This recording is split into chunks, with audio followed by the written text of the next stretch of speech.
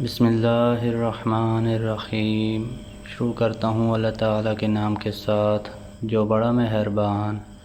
نہایت رحم کرنے والا ہے۔ حضرت انس رضی اللہ عنہ کہتے ہیں کہ میں نے نبی اکرم صلی اللہ علیہ وآلہ وسلم سے سنا، آپ صلی اللہ علیہ وآلہ وسلم نے فرمایا کہ قیامت کے دن میری شفاعت قبول کی جائے گی۔ میں کہوں گا، اے رب، جس کے دل میں رائی کے دانہ کے برابر بھی ایمان ہو اس کو بھی جنت میں داخل فرما دے۔ ایسے لوگ جنت میں داخل کر دیے جائیں گے۔ میں پھر عرض کروں گا، جنت میں اسے بھی داخل کر دے جس کے دل میں معمولی سا بھی ایمان ہو۔ انس رضی اللہ عنہ نے کہا کہ گویا میں اس وقت بھی نبی کریم صلی اللہ علیہ وآلہ وسلم کی انگلیوں کی طرف دیکھ رہا ہوں۔ حضرت ابو ہریرہ رضی اللہ عنہ کہتے ہیں کہ میں نے رسول اللہ صلی اللہ علیہ وآلہ وسلم کو فرماتے ہوئے سنا ہے، اللہ کے راستے میں جہاد کرنے والے کی مثال،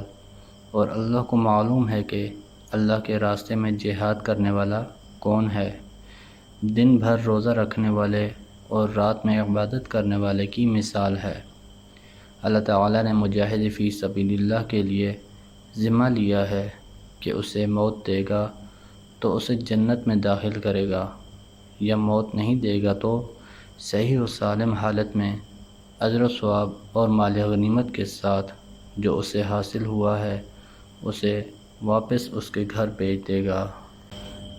حضرت عبداللہ بن عمر رضی اللہ عنہما کہتے ہیں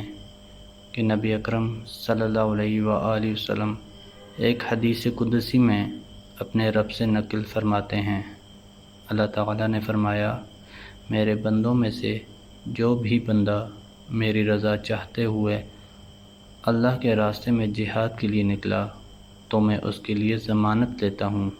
کہ اگر میں اس کو لوٹاؤں گا، یعنی زندہ واپس گھر بھیجوں گا، تو لوٹاؤں گا اجر و ثواب اور غنیمت دے کر، اور اگر اس کی روح قبض کر لوں گا تو اس کو بخش دوں گا اور اسے اپنی رحمت سے نوازوں گا۔ محمد بن مسلمہ رضی اللہ عنہ کہتے ہیں کہ میں نے ایک عورت کو شادی کا پیغام دیا تو میں اسے دیکھنے کے لیے چھپنے لگا، یہاں تک کہ میں نے اسے اسی کے باغ میں دیکھ لیا۔ لوگوں نے ان سے کہا، آپ ایسا کرتے ہیں جبکہ آپ صحابی رسول ہیں؟ تو انہوں نے کہا کہ میں نے رسول اللہ صلی اللہ علیہ وآلہ وسلم کو فرماتے سنا ہے، جب اللہ کسی مرد کے دل میں کسی عورت کو نکاح کا پیغام دینے کا خیال پیدا کرے تو اس عورت کو دیکھنے میں کوئی حرج نہیں ہے۔